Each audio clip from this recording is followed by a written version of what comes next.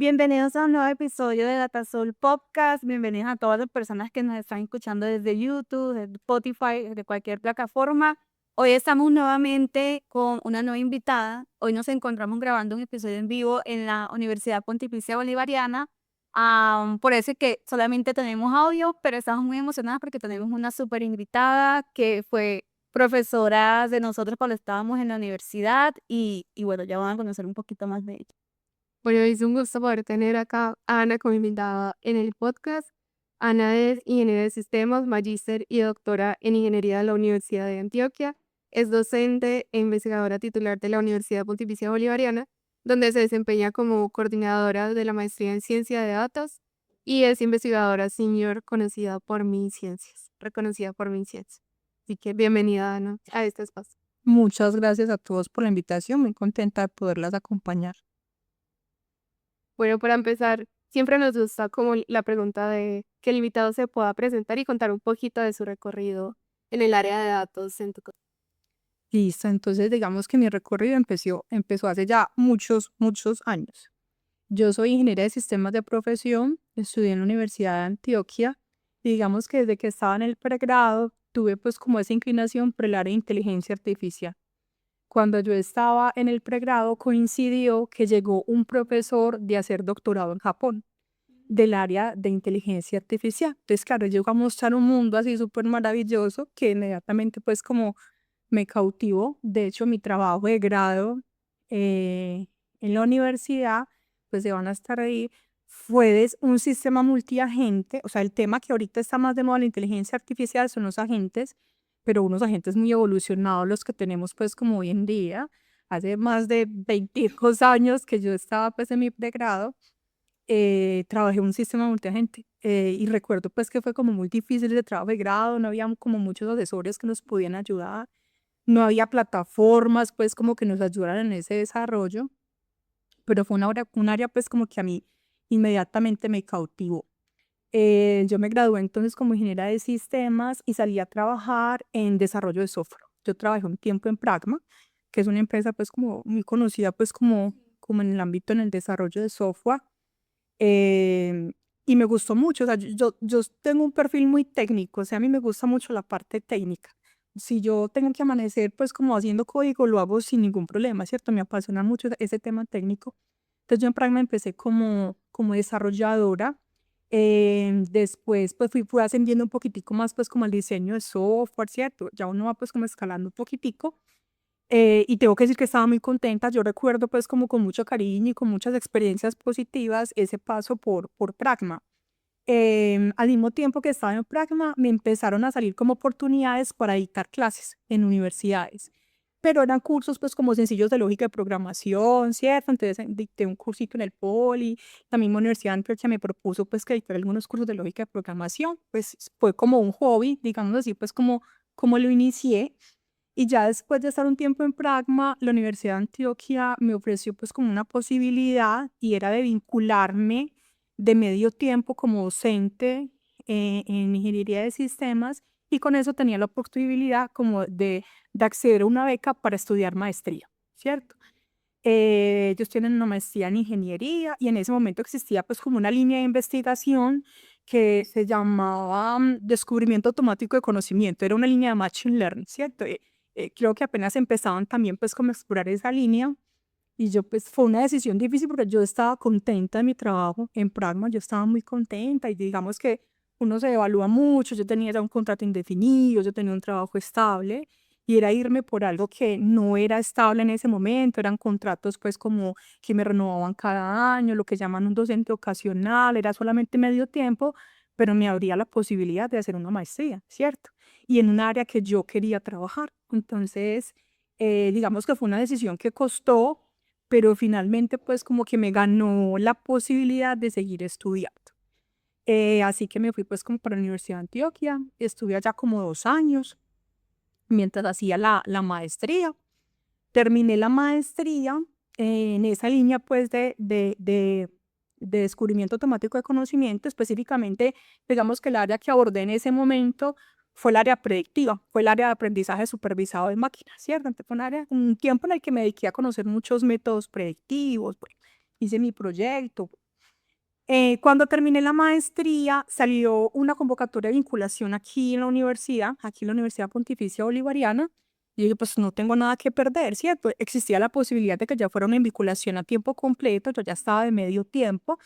Me presenté y pasé, ¿cierto? Pasé esa convocatoria. Desde que entré dictando el curso de inteligencia artificial, ¿cierto? Fue la primera área, pues, como que tomé. En ese momento no había como otros profes que estuvieran vinculados y que dictaran cursos, eran profes, pues, como externos de cátedra los que dictaban ese curso. Entonces, inmediatamente me vinculé y yo feliz, o sea, siempre me ha gustado mucho esa área y estaba chévere, pues, poder desempeñarme en lo que yo había estudiado. Un año después de haber estado aquí en la universidad, de estar vinculada aquí en la universidad, se presentó una oportunidad muy interesante y es que la universidad me ofreció la posibilidad de hacer doctorado. Había unos acuerdos, bueno, y siguen existiendo unos acuerdos especiales para docentes, donde ellos nos ofrecen la posibilidad de financiarnos el doctorado, pero a cambio nosotros tenemos que firmar una permanencia aquí en la universidad. Entonces, digamos que si mi doctorado duraba 4 años, yo debería estar el doble del tiempo vinculada a la universidad para pagar, pues, como ese tiempo.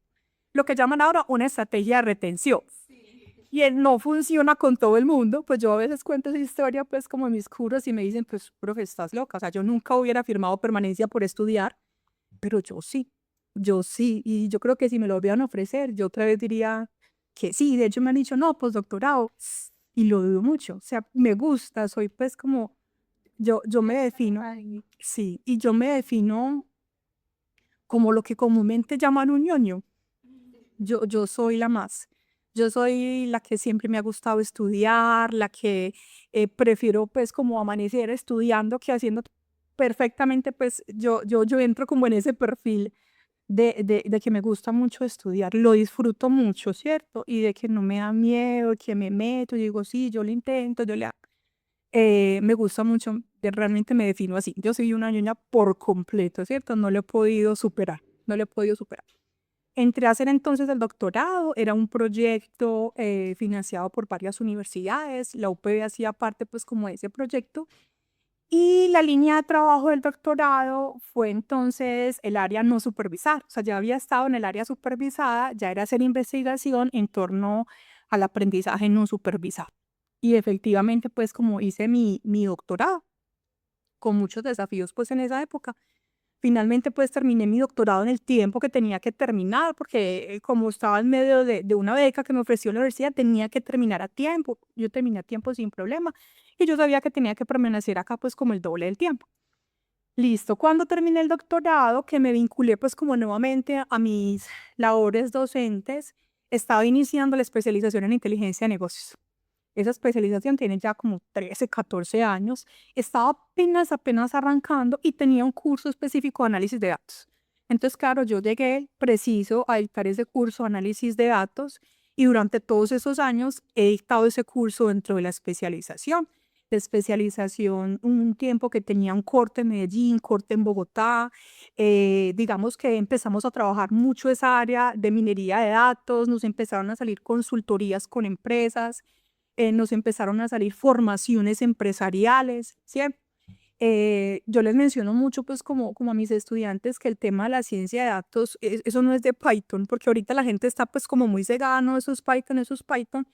Y yo siempre les cuento, a lo largo de mi formación, yo he tenido que hacer redes neuronales en muchísimos lenguajes, y la red neuronal sigue siendo la misma, ¿cierto? No ha cambiado. Entonces, mi primera red neuronal fue en la universidad y era en C. Los ingenieros de sistemas les ha tocado a algunos programar en C y no es sencillo. No existían librerías que ya tuvieran una red neuronal, pues como en una función, tocaba hacer el código. Claro, había que hacer todo el código de la red neuronal. Después, en la maestría, digamos que el lenguaje que estaba de moda era Java. Listo, tocó red neuronal en Java. Bien. Después, en el doctorado, estaba muy de moda MATLAB. Los toolbox de inteligencia artificial de MATLAB siempre han sido súper buenos, entonces tocó red neuronal en MATLAB. Cuando empezamos a hacer consultorías con las empresas y nos solicitaban muchas formaciones en el área de análisis de datos, en esa época nos pedía mucho en R. O sea, en esa época era R el que dominaba, pues como todo el mundo, el análisis de datos. Después migró a Python, obviamente, y yo siempre les digo, esto va a volver a migrar. O sea, eso no se va a quedar ahí en Python. Entonces, lo primero que les digo es bórrese de su cabecita que este mundo va a ser Python. Eso va a volver a migrar porque es que la historia ha mostrado que ese lenguaje y la herramienta ha migrado muchísimo. Que sea Scala, que sea Julia, eso han mencionado pues como un montón de opciones de reemplazamiento. Eso va a seguir pasando todo el tiempo, pero la base de la inteligencia artificial es la misma, ¿cierto? O sea, los métodos tradicionales, obviamente van saliendo métodos nuevos, pero los métodos tradicionales pues siguen siendo los mismos. Durante la pandemia nos pasó que salieron muchísimas formaciones empresariales. O sea, yo pasé la pandemia dictando clases para empresas, en ese momento pues virtuales, pero o sea, yo perdí la cuenta de cuántas formaciones se dictaron en ese momento. Para ese momento, la consultora de Gartner sacó en el cuadrante de herramientas, calificó muy bien una herramienta que se llama Nine, que ahorita muchas empresas la tienen. Entonces nos salieron muchas formaciones en Nine, obviamente pues en Python, todavía había algunas que pedían R. Entonces durante esa época yo dicté una cantidad de clases pues que yo no las tenía previstas. Digamos que he tenido épocas en las que he sentido como, si debo estar aquí, de pronto debería no solamente migrar a pensar en una empresa, sino también inclusive a otra universidad. Pero entonces, después de todas esas formaciones empresariales, vino una etapa pues como muy chévere a nivel profesional, y es que resultado de haber dictado tantas formaciones para empresas, empezaron a salir consultorías. Entonces ya las empresas decían, era como, tenemos un problema, no sabemos cómo solucionarlo o no nos está funcionando, tú harías consultoría con nosotros. Entonces se me abrió como la posibilidad de estar en el mundo empresarial, pero estaba todavía vinculada aquí a la universidad. Y fue pues como muy positivo la experiencia de que la universidad me abriera esa posibilidad. Como, ¿te gusta hacer consultorías? Haz consultorías, ¿cierto? ¿Te gusta la investigación? Puedes hacer proyectos de investigación. ¿Te gusta ser docente? Pues tú puedes ser docente de pregrado, de posgrado.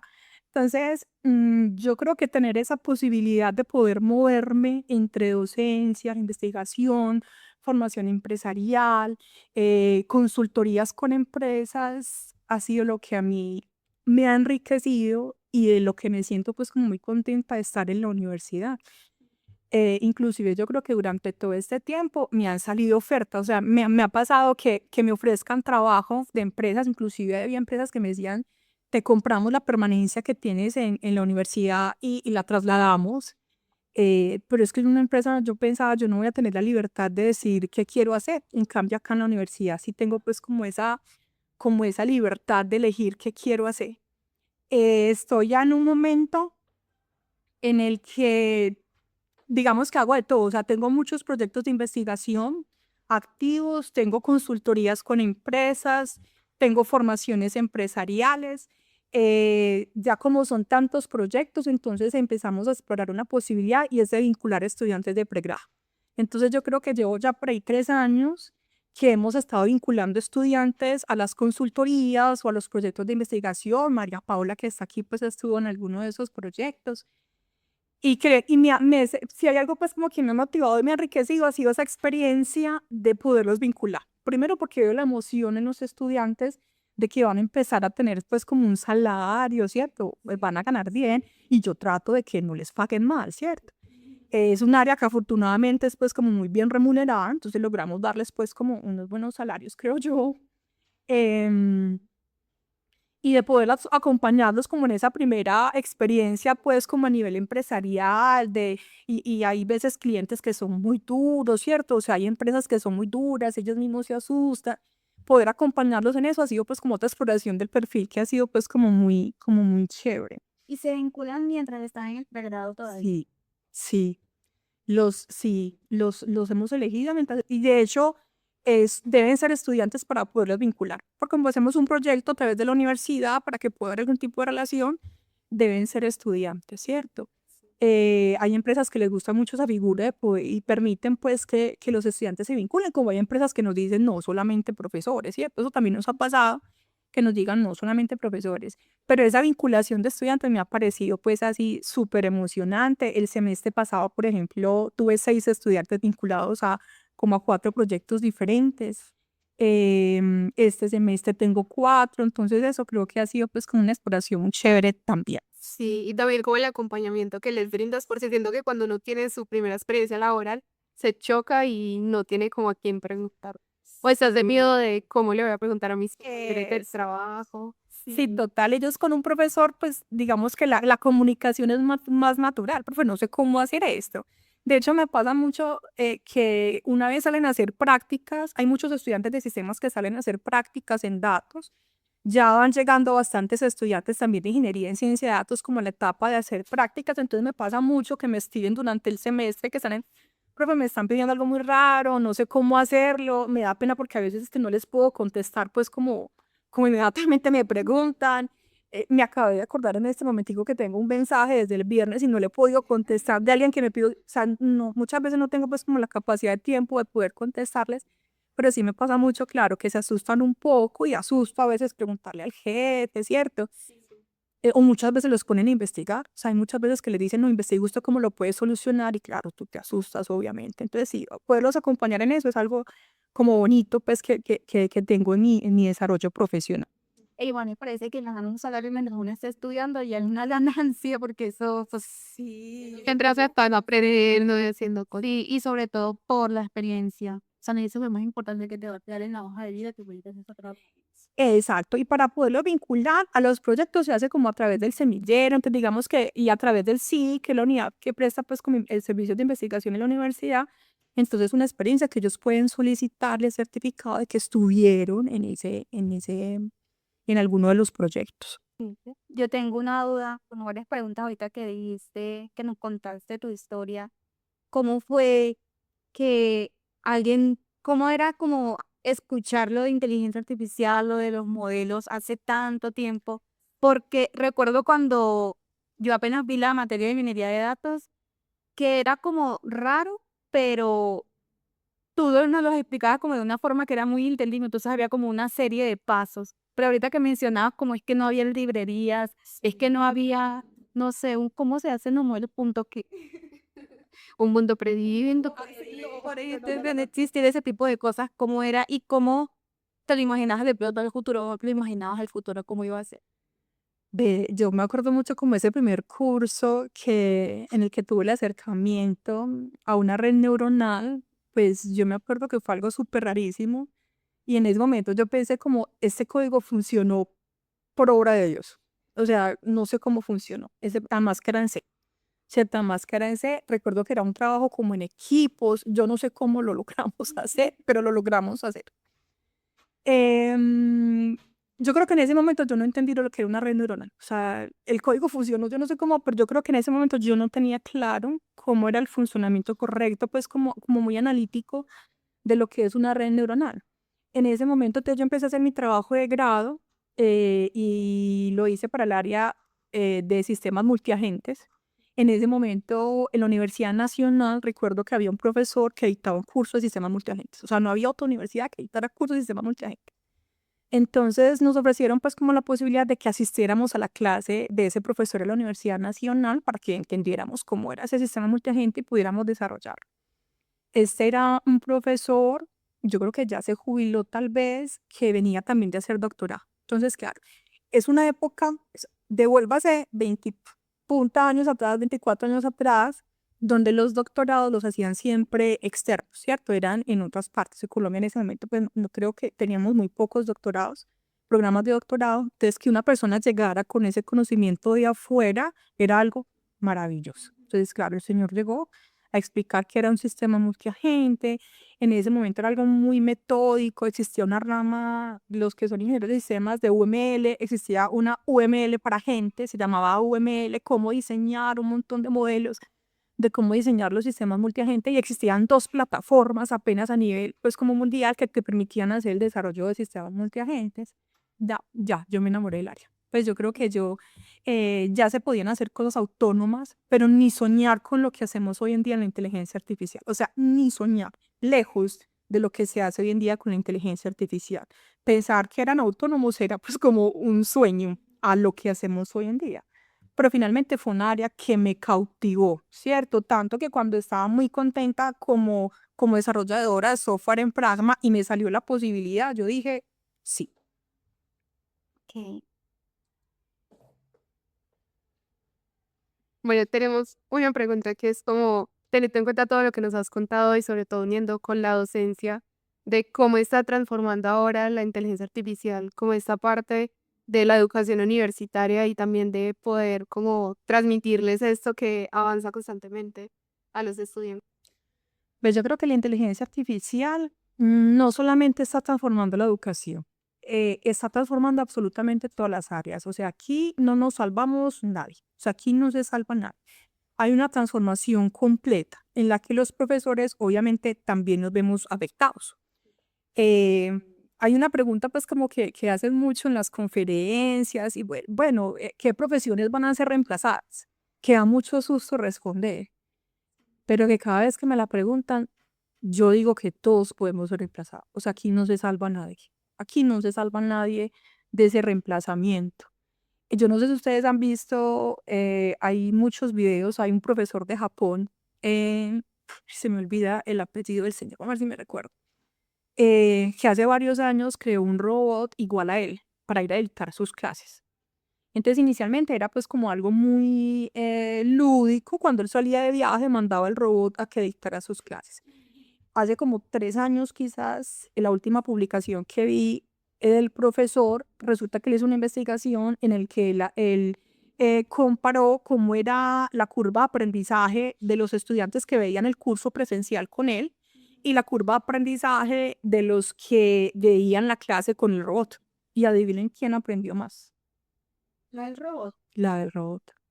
Pero es que piénselo, o sea, a mí me dicen que va a llegar un robot a dictarme una clase y yo no espabilo.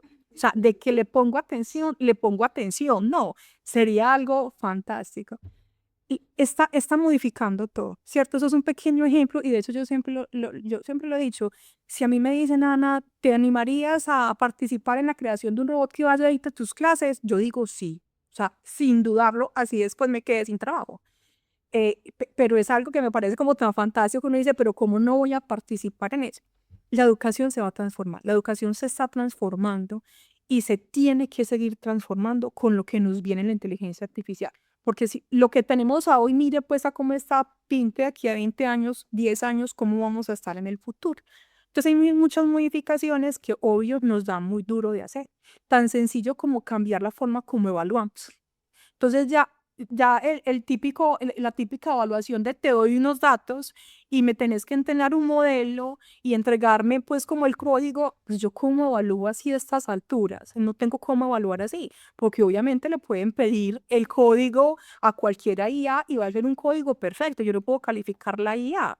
Entonces, meramente en pensar cómo vamos a cambiar la forma de evaluación, se tiene que cambiar, pero no creo que la solución, pues una oposición muy personal, la solución no puede ser bloquear la inteligencia artificial. O sea, no tiene sentido que yo dicte un curso de inteligencia artificial y les prohíba a mis estudiantes que utilicen la inteligencia artificial. Eso no tiene ningún sentido. ¿Quién tiene que cambiar? Tengo que cambiar yo.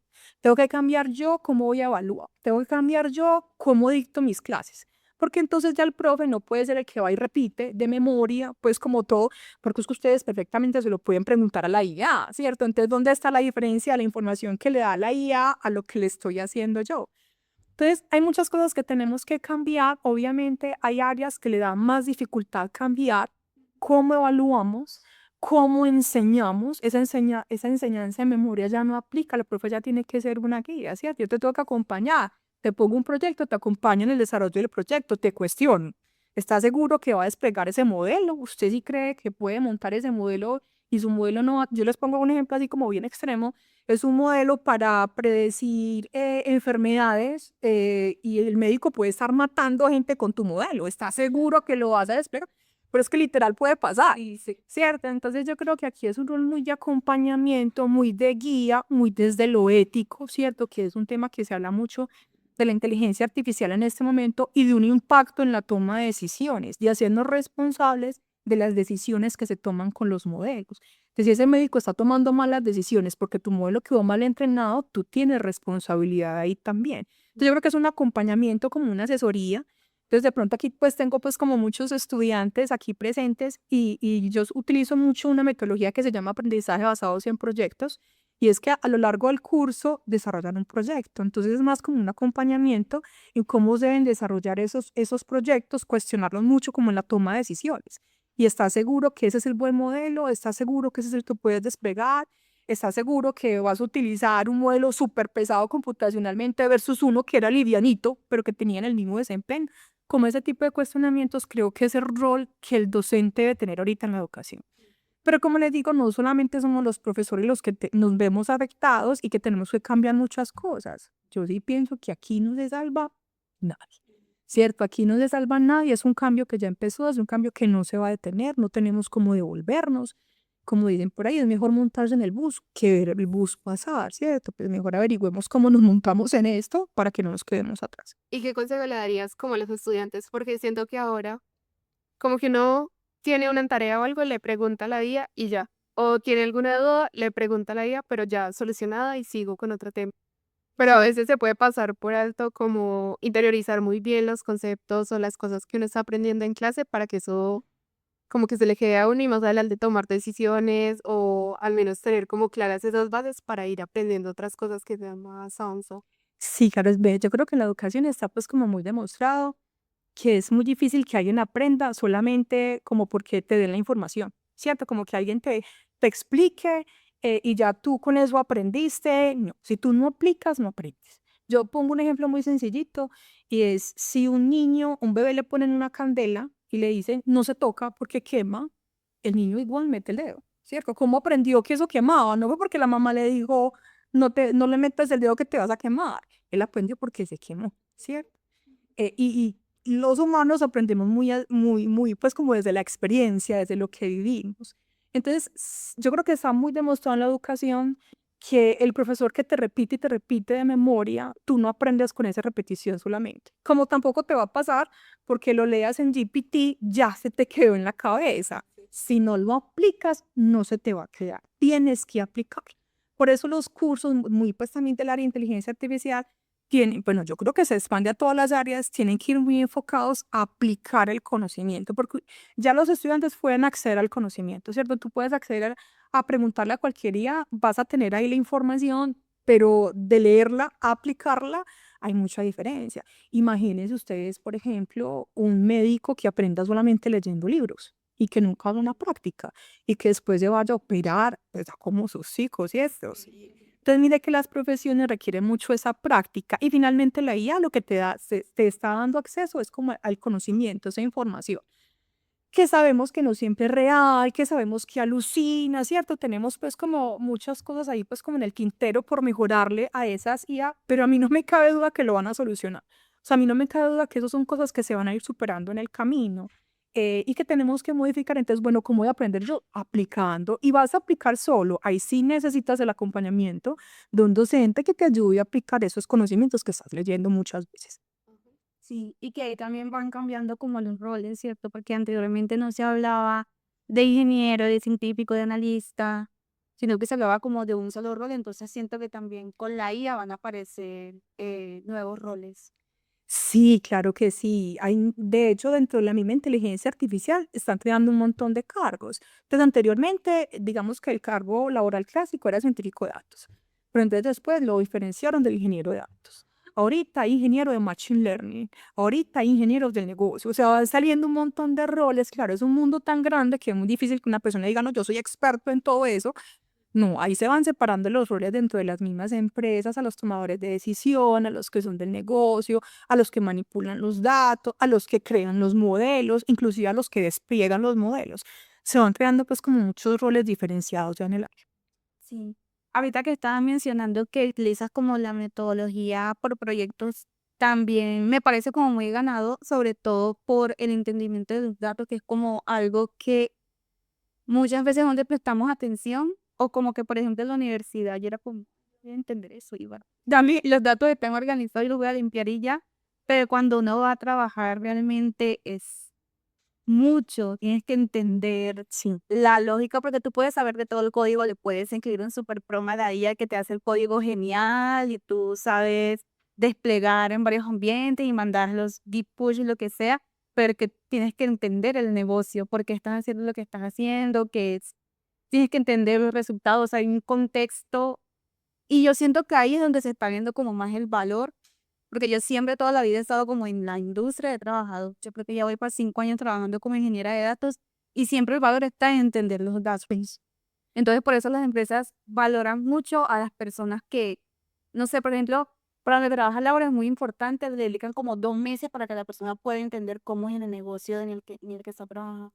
Claro, y yo creo que es una etapa, yo diría que la más compleja de solucionar, pero además es la etapa que es de más difícil automatización, porque finalmente pues el entrenamiento de los modelos, yo le puedo pedir una IA que me los entregue, pero preparar los datos, limpiarlos, para hacer esa preparación, yo necesito conocer qué significan los datos, ¿cierto? Saber que el sodio y el potasio en la sangre son cosas diferentes en cómo se interpretan, es que un médico tuvo que estudiar años para entender eso y yo voy a aterrizar un proyecto y digo, no, dame los datos que yo voy a entrenar un modelo, no, ¿cierto? De hecho, las metodologías de ciencia de datos hacen mucho énfasis en esa etapa inicial de entendimiento del negocio y suele ser una etapa que demora muchísimo más tiempo que la creación de los modelos. Entonces, digamos que mucho nos estudiamos mucho de creación de modelos y estudiamos muchos métodos de machine learning, pero ¿sabe qué? Es que eso se puede hacer en mediodía. O sea, finalmente el entrenamiento del modelo y eso está en la nube, ya tiene mucha capacidad de cómputo, eso se hace en un momentico. Pero el haber decidido los datos con los cuales voy a entrenar el modelo, haberlos limpiado, haberlos entendido, saber las variables que debía incluir, tiene meses de preparación, tiene meses, ¿cierto? Y yo creo que de pronto es una de las de los pasos que más dificultad me causan a mí y creo que puede ser generalizado que nos causan a todos. Entonces, por ejemplo, cuando uno se mueve en el mundo de la investigación, bueno, cuando tú estás en una empresa, pues yo creo que es normal que siempre te toquen como datos parecidos, ¿cierto? Como en la misma área. Pero cuando estamos en proyectos de investigación, cada investigación es de un área diferente. Entonces, a mí me ha tocado aprender de salud. Ha sido lo más duro que me ha tocado, ¿cierto? Hicimos hace varios años un proyecto con San Vicente Fundación y yo demoré muchísimo tiempo en entender los datos de traumatología que trataba el proyecto en ese momento, en entender esos datos, lo que los médicos evaluaban, cómo tomaban las decisiones para poder plasmarlo en un modelo. No les miento que fue un proyecto que duró un año entero. Hace poco hicimos una consultoría con Isagen, ¿cierto? Eh, eh, y yo no sé nada de electricidad. Yo les decía, yo lo único que sé de electricidad es entender y apagar el switch. Y usted me está pidiendo que yo le modele problemas que tienen que ver con una central hidroeléctrica. Duré muchísimo tiempo en ese entrenamiento que ellos me daban y yo creo pues que ellos también decían, uy, ¿qué vamos a hacer, Ana? La transformada. No, pues que yo soy una simple ingeniera de sistemas y usted me está hablando a mí de señales, me está hablando de cosas raras que yo no he estudiado. Entonces, claro, es mucho más el tiempo que me demoro entendiendo el negocio, entendiendo ese contexto de los datos, pero una vez entiendo los datos, yo te entiendo el modelo, ¿cierto? Si es posible la solución, yo trato de buscarla, pero esa etapa de entendimiento del negocio es supremamente dura. Ahorita estamos en varios proyectos con el SEC, que es el Centro de Energía de acá de la universidad, y me da muy duros esos proyectos de energía. O sea, me cuestan muchísimo. Y estamos en proyectos que estamos con diferentes empresas del sector de la energía y ellos hablan, ellos explican y hacen sus dibujitos y el sensor y el transmisor. Y yo veo que todos pues como que asienten, ¿cierto? Todos entienden y yo estoy nula. Yo me tienen que explicar a mí muchísimo más detallado porque es que yo no sé. Y si no conozco ese contexto de los datos, yo no lo puedo entrenar. O sea, no puedo hacerlo.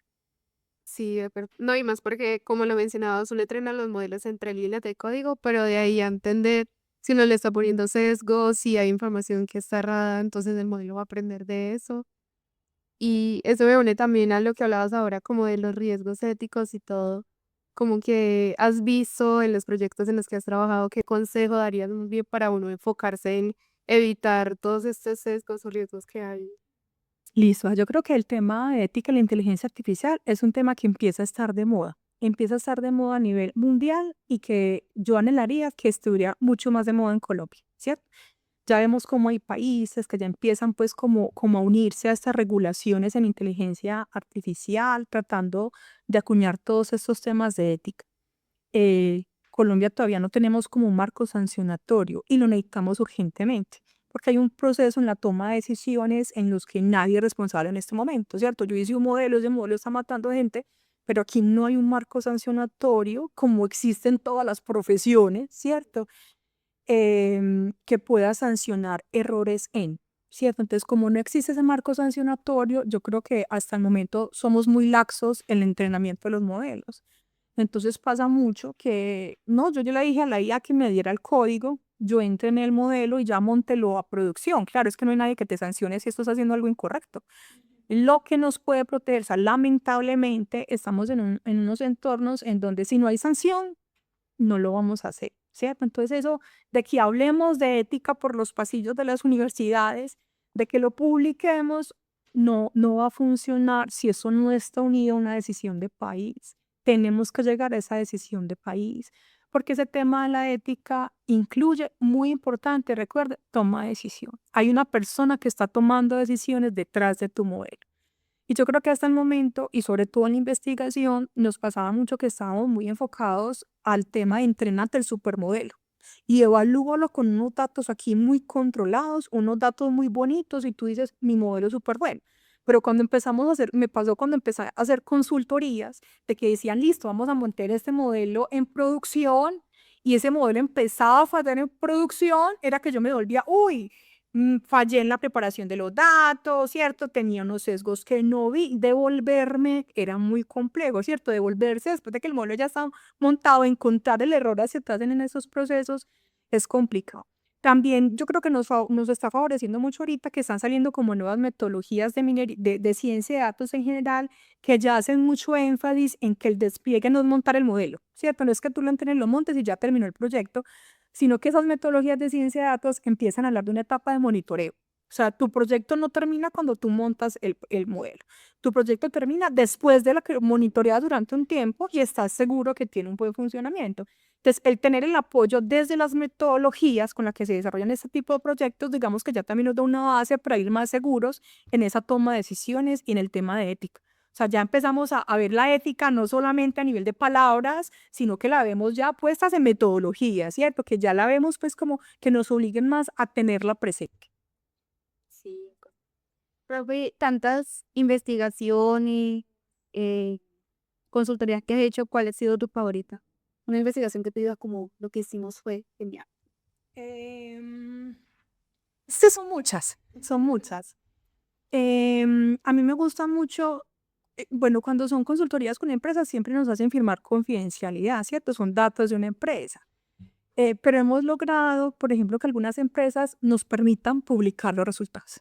Entonces a mí eso me parece fantástico porque a veces que hacemos como unas soluciones así que digo, wow, lo que se nos ocurrió aquí estuvo súper raro y poder llevarlo a una publicación para que no sea algo que se quede como ahí solamente para la empresa, sino que otros lo puedan ver, otros lo pueden implementar, me parece muy chévere. Siempre me ha costado como eso de tener conocimiento, de hacer cosas muy buenas y que se tengan que quedar ocultas, eso me cuesta, ¿cierto? El no poder divulgar.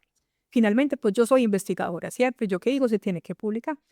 Entonces, digamos que de las últimas experiencias, en los últimos 3 años más o menos, tengo 2 proyectos que fueron pues como muy interesantes porque fueron con empresas, pero nos permitieron hacer publicaciones.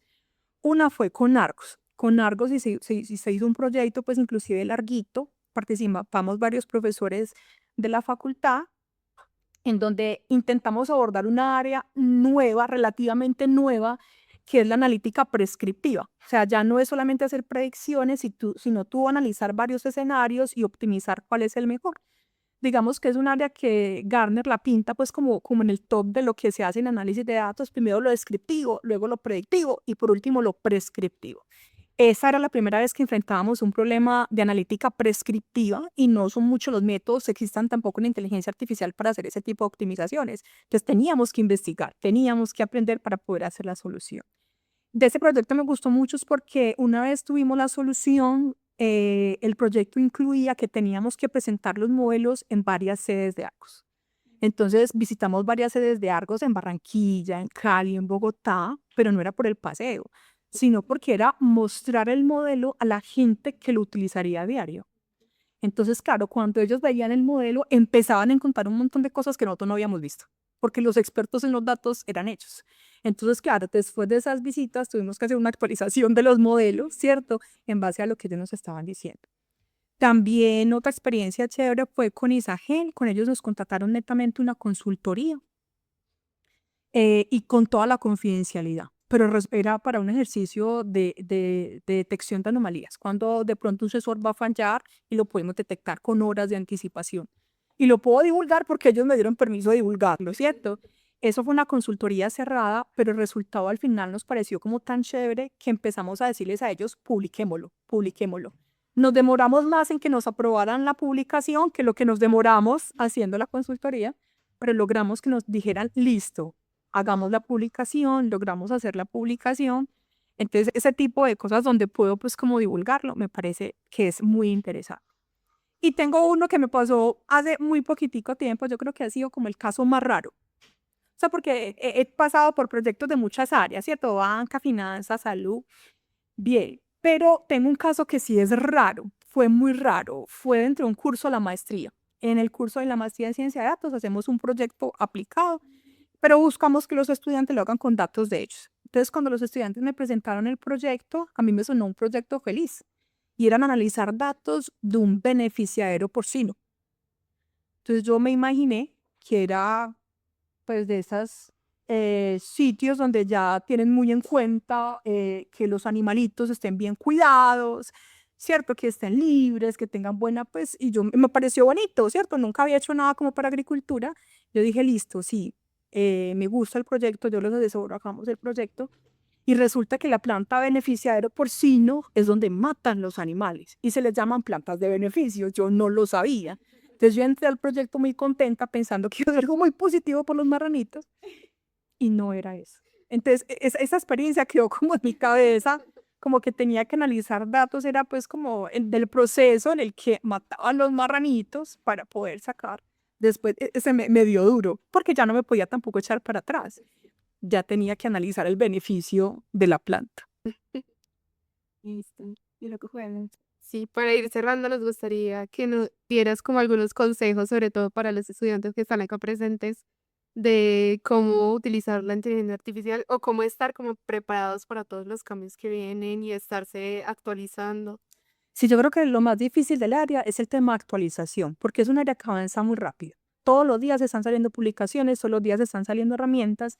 Estar actualizado en toda la inteligencia artificial es literalmente imposible.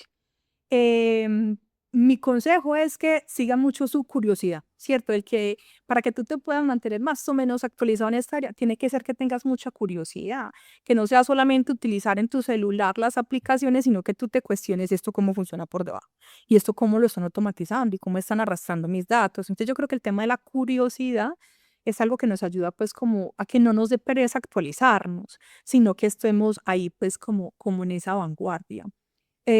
Otro consejo muy importante, yo creo que si hay algo que tenemos que desarrollar en esta área es el autoaprendizaje. O sea, es imposible, así tu carrera sea de 10 años, no vamos a tener cómo enseñarte todos los métodos que existen dentro de la inteligencia artificial, todas las herramientas, porque yo tampoco las sé, yo no me sé todos los métodos, yo no me sé todas las herramientas, eso avanza muy rápido, todos los días salen cosas nuevas, pero sí tenemos que tener la capacidad de aprender. Si tenemos unas bases sólidas de esos métodos clásicos, pues no va a ser difícil que aprendamos de nuevos métodos. Entonces creo que esa capacidad de autoaprendizaje, de tener pues como la conciencia de yo no me las sé todas. O sea, yo no soy una experta, yo he estudiado por muchos años la inteligencia artificial, pero eso evoluciona tan rápido que el volumen de métodos que, que existen en este momento, no me acerco ni al 10% de los que pueden existir, ¿cierto? Me gusta mucho, me pasa algo muy especial con mis estudiantes que inclusive se gradúan y después me siguen escribiendo, Ana, mira esto tan raro que salió. Ana, mira este artículo, a mí me encanta, ¿cierto? Hay veces que yo toda conchuda le digo, ay, no tengo tiempo, rémelo, mandame un resumen, ¿cierto? Pero es una forma, o sea, el tener ese tipo de relacionamiento nos ayuda a mantenernos actualizados porque es muy difícil para una sola persona que esté leyendo sobre tantas herramientas, tantos cursos que hay quien hace pues tantos cursos. No tenemos cómo hacer tantos cursos, ¿cierto? Así me dedicara todo el tiempo a eso y dejar de trabajar, el volumen de cursos y herramientas es tan alto que no tenemos cómo. Entonces yo creo que el tener esas redes de contacto ayudan mucho. Sí, ok. Bueno, muchas gracias, profe, por hacer parte de este episodio. Nos gustó mucho, sobre todo me pareció súper interesante lo de la educación y la IA. Y Y nada. Creo que ha sido uno de los episodios que más me he disfrutado en el podcast y ha sido un placer poder compartir también en este espacio y poder tener la oportunidad de hablar contigo acerca de este tema. Y nada, invitarlos a quienes nos escuchan, a que nos sigan en redes sociales como @datasolpodcast, que tenemos episodios de ya la 4ª temporada y ya. Y nos vemos en la próxima. Chao. Chao. Chao.